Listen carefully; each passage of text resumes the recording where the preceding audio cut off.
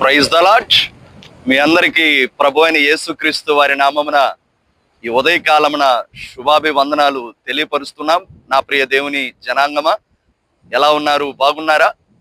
మరి ఈ చల్లటి ఈ ఉదయకాలమున ఈ సముద్ర తీరమున మరి చక్కగా మంచి వాతావరణమున దేవాది దేవుని దయను బట్టి, దేవాది దేవుని కృపను బట్టి ఇలా మీ మధ్యకు రావటం నేను ఎంతగానో ప్రభును బట్టి సంతోషిస్తూ ఉన్నాను, ప్రభును స్తుతిస్తున్నాను.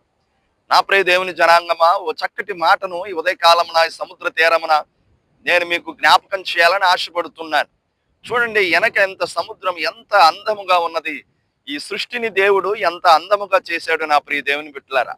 చూడండి, ఈ సముద్రము అలలు మరి మరి దగ్గరగా వచ్చి కరెక్ట్ గా మరి ప్రియమైన దేవుని బిడ్డలారా, మనము నిలబడిన చోటు దగ్గరికి వచ్చేసరికల్లా అలలు ఆగిపోతూ ఉన్నవి.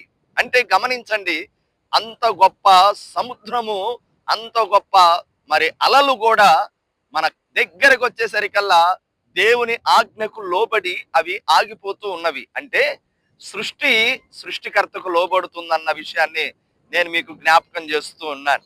మంచిది నా ప్రియ దేవుని బిడ్డలారా, ఓ మాటని జ్ఞాపకం చేస్తా.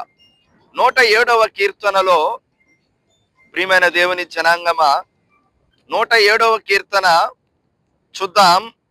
మరి 13వ వచనం, కష్టకాలమందు వారు యెహోవాకు మొరపెట్టిరి, ఆయన వారి ఆపదలన్నిటిలో వారికి తోడుగా ఉండెను. కష్టకాలమందు వారు యెహోవాకు మొరపెట్టిరి, ఆయన వారి ఆపదల్లో నుండి వారిని విడిపించెను. ప్రియమైన దేవుని బిడ్డలారా, కష్టకాలమందు దేవునికి ఎవరైతే మొరపెడతారో ఆయన వారి ఆపదల్లో నుండి వారిని విడిపిస్తాడు. నా ప్రియ దేవుని జనాంగమా, మీరు ఏ కష్టంలో ఉన్నారో నాకు తెలియదు, ఏ శ్రమల గుండా మీ ప్రయాణం సాగుతుందో నాకు తెలియదు.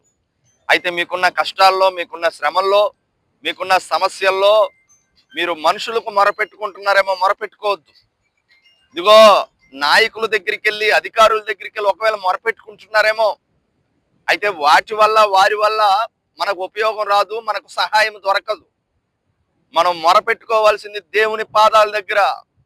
ఎందుకనంటే ఆయన సృష్టి మీద అధికారం కలిగిన దేవుడు, ఆయన ప్రకృతిని శాసించే దేవుడు, సముద్రమునే ఆయన ప్రియమైన దేవుని బిడ్డలారా ఆయన ఆజ్ఞకు లోబడేటట్టు చేసిన దేవుడు.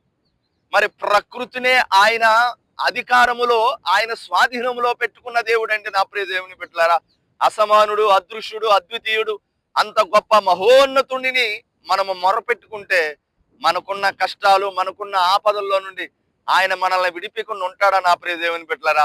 చూడండి, ఈ అందమైన ఈ సముద్రము మరి ఎంత అద్భుతంగా ఉన్నదో, ఎంత అందంగా ఉన్నదో, ఎంత గొప్ప భయంకరంగా కూడా ఉన్నదో. మరి ఈ అలలు దగ్గరగా వచ్చి ఎలాగైతే ఆగిపోతున్నాయో ఆయన మాటకు లోబడి అవి ఆగిపోతున్నాయి. మరి అంత గొప్ప సముద్రాన్నే ఆయన అణిచివేస్తున్నాడే, ఆపుతున్నాడే. నీకున్న కష్టాలు ఆగిపోవా? చూడండి, మరి 2-3 రోజుల్లో ఓడలెక్కి మరి సముద్ర ప్రయాణం చేసే బిడ్డలందరూ కూడా ఈ అలలు దాటుకొని వెళ్తారు. ప్రియమైన దేవుని బిడ్డలారా, మన జీవితంలో కూడా, ఆత్మీయ జీవితంలో కష్టాలనే అలలు, శ్రమలనే అలలు, ఆపదలనే అలలు, అవి దాటుకొని వెళ్ళాలి. మనం కష్టాలను చూసి, శ్రమలను చూసి, ఆపదలను చూసి భయపడితే అలా? అవి మనం దాటుకొని వెళ్ళాలి. అవి మనం దాటుకొని వెళ్ళినప్పుడు మన దేవుడు మనకు తోడుగా ఉంటాడు. మనం మొరపెట్టినప్పుడు మన దేవుడు మనల్ని విడిపిస్తాడు. ఈ మాటలు దేవుడు దీవించి ఆశీర్వదించును గాక. ఆమేన్.